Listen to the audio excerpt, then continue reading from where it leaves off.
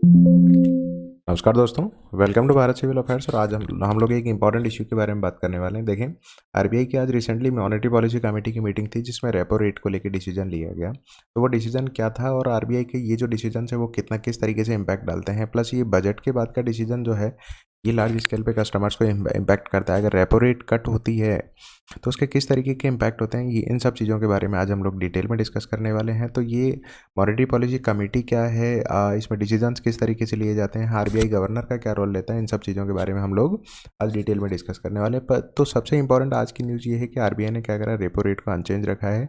5.25% पे ही आरबीआई ने रखा है। और जो बजट है, बजट के बाद की फर्स्ट पॉलिसी मीटिंग थी, तो ये काफ़ी अपने आप में काफ़ी इंपॉर्टेंट चीज़ हो जाती है। और इससे रिलेटेड देखें, आरबीआई ने मॉनेटरी पॉलिसी कमेटी की जो मीटिंग थी उसमें रेपो रेट को अनचेंज रखा है। ये आरबीआई के जो गवर्नर हैं मिस्टर मल्होत्रा, उन्होंने ये इसके चेयरमैन रहते हैं मॉनेटरी पॉलिसी कमेटी के। देखें, यहाँ पर रेपो रेट को अनचेंज रखा है 5.25% पे और न्यूट्रल स्टांस रखा है। इसका मतलब जो ऑलरेडी ऑनगोइंग रेपो रेट थी उसको ही मेंटेन रखा है। प्लस यहाँ पर एक इंपॉर्टेंट डिसीजन लिया गया है कि जो फ्रॉड हिट कस्टमर्स हैं, मतलब लेट से किसी कस्टमर के साथ फ्रॉड हो जाता है तो उसको क्या करेगा, आरबीआई कॉम्पनसेट करेगा। मतलब आरबीआई खुद पे करेगा अपने बिहाफ से कितना, आइदर तो 25,000 रुपीज़ या फिर 85% ऑफ द अमाउंट। मतलब लाइक 40-50,000 का लॉस हो जाता है तो उसका 85% उसको क्या कर दिया जाएगा, आरबीआई की साइड से पे कर दिया जाएगा। ऐसी एक नई पॉलिसी लाई जाएगी। तो इसका मतलब डिजिटल ट्रांजेक्शन्स में अगर किसी भी तरीके का कोई फ्रॉड होता है तो आरबीआई ने उसको भी एक तरीके से क्या किया है, रिकग्नाइज किया है कि मॉडर्न डे की जो फ्रॉड है उससे कंज्यूमर को कंप्लीट लॉस ना हो। इसका जो मेजॉरिटी लॉस है हम लोग क्या कर लें, बेयर कर पाएँ। Let's move ahead. तो अब देखें, मॉनेटरी पॉलिसी कमेटी क्या है। देखें, ये एक बेसिकली कमेटी है, गवर्नमेंट ने किसके लिए फ्रेम करी है। ये कमेटी ही इंडिया में रेपो रेट और की पॉलिसी जो रेट है उनको डिसाइड करती है। लाइक, और की पॉलिसी रेट किस लिए डिसाइड होती है, जिससे इन्फ्लेशन को कंट्रोल करने के लिए कंट्री में इकोनॉमिक ग्रोथ आएगी। इन्फ्लेशन कंट्रोल होगा तो ही लोग क्या कर पाएंगे, एक तरीके से अपने इनकम के अकॉर्डिंग एक्सपेंसेस कर पाएंगे। प्लस लिक्विडिटी, मतलब इकोनॉमी में मनी सप्लाई का जो फ्लो, मनी सप्लाई है, मनी फ्लो है, वो प्रॉपर बना रहे। तो एमपीसी करती क्या है बेसिकली, वर्क किसके अंडर करती है, आरबीआई के अंडर। प्लस इसका जो फॉर्मेशन है, इसका कॉम्पोजिशन है, ये बड़ा इंपॉर्टेंट है। इसमें दोनों ही एक तरीके से दोनों ही तरीके का रिप्रेजेंटेशन रहता है। 3 मेंबर इसमें आरबीआई की साइड से रहते हैं। जैसे आरबीआई के जो गवर्नर है वो उसके चेयरमैन है, प्लस डेप्यूटी गवर्नर भी आरबीआई की साइड रहते हैं, प्लस 1 मेंबर आरबीआई की साइड से और रहते हैं। प्लस जो 3 मेंबर हैं वो गवर्नमेंट ऑफ इंडिया की साइड से रहते हैं। इसका मतलब ये 6 मेंबर्स कमेटी है। प्लस एक इसमें इंपॉर्टेंट चीज़ ये निकल के आती है। देखें, मान लो अगर कोई पॉइंट ऑफ कंटेंशन है, कोई रेपो रेट डिसीजन है या फिर कोई और किसी भी तरीके का डिसीजन है, तो इसमें कास्टिंग वोट या डिसीजन मेकिंग वोट किसका होगा, मतलब जिसके वोट से वो डिसीजन लिया जाएगा या नहीं लिया जाएगा। तो कास्टिंग वोट जो होता है वो ये यहाँ पे होता है आरबीआई गवर्नर के पास में। ये बहुत काफ़ी इंपॉर्टेंट चीज़ है। प्लस देखें, अब यहाँ पर ये की पॉलिसी रेट इंडिया में रेपो रेट है, मतलब इसी रेट के अकॉर्डिंग लोन पे जो रेट ऑफ इंटरेस्ट लगती है वही डिसाइड होती है किसी रेपो रेट से। तो अब हम लोग देखते हैं कि रेपो रेट क्या। देखें, रेपो रेट का सिंपल सा मतलब होता है कि जिस रेट ऑफ इंटरेस्ट पर सेंट्रल बैंक, मतलब आरबीआई कमर्शियल बैंकों को शॉर्ट टर्म के लिए लोन देता है। शॉर्ट टर्म का मतलब जनरली फॉर 14 डेज, और इसके बाद में वो जो कंज्यूमर्स होते हैं उनको बैंक क्या करता है, लोन प्रोवाइड करता है। और ये डिसाइड कौन करता है, आरबीआई डिसाइड करता है, वेरी इंपॉर्टेंट। और लेकिन बैंकों को ये एक तरीके से कोलेटरल फ्री लोन नहीं है, बैंकों को इसके लिए गवर्नमेंट सिक्योरिटीज़ रखनी पड़ती है किसके पास में, आरबीआई के पास में, तभी ये लोन एक्सक्लूसिवली अवेलेबल होता है, राइट। तो इस मॉनेटरी पॉलिसी कमेटी का मेन ऑब्जेक्टिव क्या है, मेन ऑब्जेक्टिव देखें इस कमेटी का है इन्फ्लेशन को कंट्रोल करना।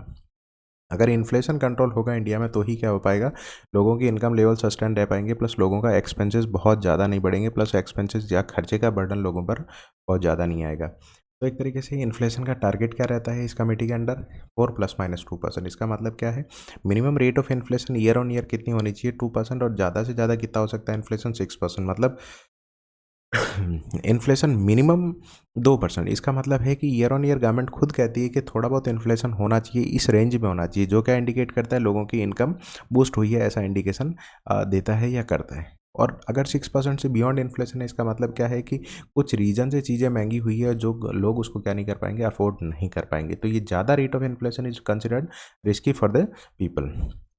किस तरीके की डिसीजन एमपीसी लेती है, देखें repo rate, reverse repo rate या फिर और भी कोई रिकमेंडेशन है, किस तरह उसको टाइट रखना है या फिर उसको एक तरीके से क्या कर रखना है, फ्लेक्सिबल रखना है। तो उस तरीके की चीज़ें, इसके डिसीजंस कौन लेता है, मॉनेटरी पॉलिसी कमेटी लेती है। कितनी बार मिलती है साल में, 6 टाइम्स ईयर मिलती है।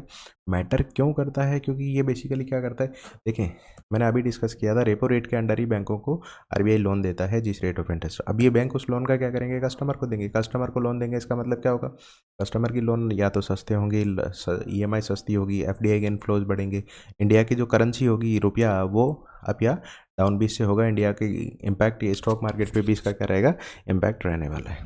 तो अब देखें, गवर्नमेंट ऐसा कहती है कि हम लोगों ने इवन पोस्ट कोविड भी हम लोगों ने इन्फ्लेशन को काफ़ी अच्छे तरीके से कंट्रोल कर रखा है। लेकिन देखें लास्ट काफ़ी ईयर्स का हम लोग कर्व या ग्राफ देखें तो 2019 में 3.7 था, 20 में 6.6, इसका मतलब इस बैंड से बाहर चला गया था। 6% की जो इन्फ्लेशन टारगेटिंग है 6% मैक्सिमम हो सकता है। रीज़न इसका कोविड था। 2021 में कोविड के जस्ट बाद में भी हम लोग ने कंट्रोल किया था, लेकिन 22 में ये बहुत रोर कर गया था और इन्फ्लेशन पहुंच गया था 6.7%। 23 में कंट्रोल है। और देखें गवर्नमेंट ऐसा कह रही है कि हम लोगों ने इतना एक्सीलेंट तरीके से, बेहतरीन तरीके से काम किया कि 2025 में inflation it is standing at 2.6% only. तो ये अपने आप में काफ़ी बड़ी इंपॉर्टेंट चीज़ है।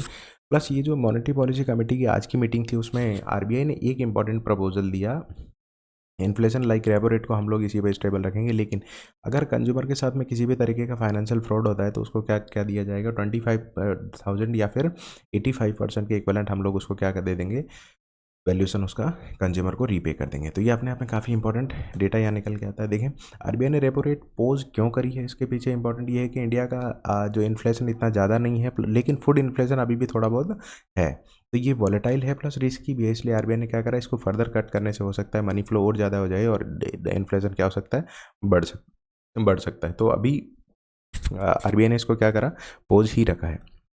और इन्फ्लेशन क्या 4% टारगेट्स के आरबीआई खुद जाती है कि इन्फ्लेशन 4%, 2 to 6% के आसपास रहे। तो इसका मतलब ये टेम्परेली क्या है, डिप नहीं होना चाहिए। RBI wants inflation to close 4% के आसपास रहना चाहिए, मतलब 2 to 6% की बैंड है, लेकिन आरबीआई खुद चाहता है कि एक सर्टन रेट ऑफ इन्फ्लेशन रहे, जिससे क्या है लोग, इसका मतलब है लोग गुड्स की डिमांड कर रहे हैं। ग्लोबल अनसर्टेनिटी से देखें, यूएस हो सकता है फेड की जो फेडरल रिजर्व है यूनाइटेड स्टेट्स का सेंट्रल बैंक, उसको वो रेट कट को अभी डिले कर रहा है। तो ये अपने आप में काफ़ी इंपॉर्टेंट इंडिकेशन है। जियोपॉलिटिकल टेंशन ऑलरेडी राइज पे है। अगर अर्ली रेट कट हो सकती है तो अपना रुपया क्या हो सकता है, डेप्रिशिएट हो सकता है। और रुपया डेप्रिसिएशन से कैपिटल आउटफ्लो, मतलब यहाँ के लोग इन्वेस्टमेंट, जो लोगों ने इन्वेस्ट यहाँ कर रखा है वो यहाँ से लेके आउट कर सकते हैं। ये भी एक पॉसिबिलिटी है। प्री मैच्योर मतलब विदाउट डिस्कशन, विदाउट एक तरीके से पॉलिसी फ्रेमिंग, अगर रेट कट किए जाते हैं तो ये क्या हो सकता है, इंडियन करेंसी को वीगन कर सकता है। इससे क्या हो सकता है, इंपॉर्टेंट इन्फ्लेशन, मतलब जो हम लोग जो गुड्स इंपोर्ट करते हैं लाइक ऑयल हो गया, फर्टिलाइजर हो गया, एडिबल ऑयल, कुकिंग ऑयल, तो उस पर क्या हो सकता है, वो महंगा हो सकता है। तो ये अपने आप में काफ़ी इंपॉर्टेंट चीज़ है। ये पीछे के जो देखें पहले वाली जो टाइटनिंग की गई थी वो स्टिल ऑनगोइंग है, मतलब एक तरीके से आरबीआई ने रेट हाइक किया था, वो अभी भी वर्क कर रही है। इसलिए आरबीआई चाहता है कि उसका फुल इम्पैक्ट चलता रहे और आरबीआई में अभी इसको कट करने की ज़रूरत नहीं समझी। और डोमेस्टिक ग्रोथ अभी चल रही है, इंडिया में अच्छी चल रही है, तो इतनी कोई अर्जेंसी नहीं है रेट कट करने की। तो ये सारे इंपॉर्टेंट रीजन्स हैं जिसके रीजन से आरबीआई ने ऐसा नहीं समझा कि हम लोगों को रेट कट करनी चाहिए। प्लस एक तरीके से आरबीआई ने आज की मीटिंग में एक इंपॉर्टेंट चीज़ लॉन्च करी है। देखें इंडिया में बैंकिंग कवरेज के लिए, लोन डिस्पर्स करने के लिए अर्बन कोऑपरेटिव बैंक है ना, उसका लार्ज स्केल पे कंट्रीब्यूशन रहता है। तो आरबीआई ने क्या करा, एक मिशन सक्षम लॉन्च करा है। सक्षम मिशन किसके लिए है, बेसिकली जो कोऑपरेटिव बैंकिंग सेक्टर है उसके लिए उनकी स्ट्रेंथनिंग या उनकी कैपेसिटी बिल्डिंग प्रोग्राम है। उसमें क्या चलाया जाएगा, सहकारी बैंक का समता निर्माण का मतलब है capacity building of this kind of urban cooperative banks या फिर कोऑपरेटिव बैंक्स। कितने पर्सन को ट्रेंड करना है, 1.4 लाख, मतलब 1,40,000 लोगों को, जो 40,000 अर्बन कोऑपरेटिव बैंक्स हैं उनको क्या किया जाएगा, कैपेसिटी बिल्डिंग में एक तरीके से सपोर्ट किया जाएगा। प्लस आरबीआई के जो गवर्नर है आज उन्होंने ये भी कहा कि इंडिया यूएस का जो ट्रेड एग्रीमेंट हुआ है उससे क्या होने वाला है, मर्चेंडाइज ट्रेड लार्ज स्केल पे बूस्ट होने वाला है। देखें while services exports are expected to remain strong, service export तो स्ट्रॉन्ग रहेगा ही, लेकिन merchandise export India US trade deal से क्या रहने वाला है, बढ़ने वाला है। इसका मतलब इंडिया में इंडिया का एक्सपोर्ट ओवरऑल क्या होने वाला है, बढ़ने वाला है। प्लस उन्होंने ये भी कहा कि जो यूरोपियन यूनियन के साथ में जो ट्रेड एग्रीमेंट हुआ उससे भी इंडिया को क्या होगा, काफ़ी इम्पैक्ट होने वाला है देखें। और हो सकता है अपकमिंग टाइम में काफ़ी जो ट्रेड डील्स हैं वो और भी हो सकती है। तो आरबीआई गवर्नर ओवरऑल आरबीआई का आउटलुक इंडिया के लिए बहुत पॉजिटिव है अभी के लिए। इसी के रीजन से उन्होंने क्या करा, रेपो रेट को अनचेंज या कट नहीं किया है। So these are the specification. तो हम लोग ऐसे ही इश्यूज़ को डेली बेसिस पे डिस्कस करते रहते हैं भारत सिविल अफेयर्स पे। और do subscribe Bharat civil affairs. और thank you for watching the session. तो ऐसा अगर कोई फर्दर इश्यूज आता है और आप लोग इसके बारे में क्या सोचते हैं, अगर रेट कट फर्दर करनी चाहिए या नहीं, do right in the comment section. Thank you.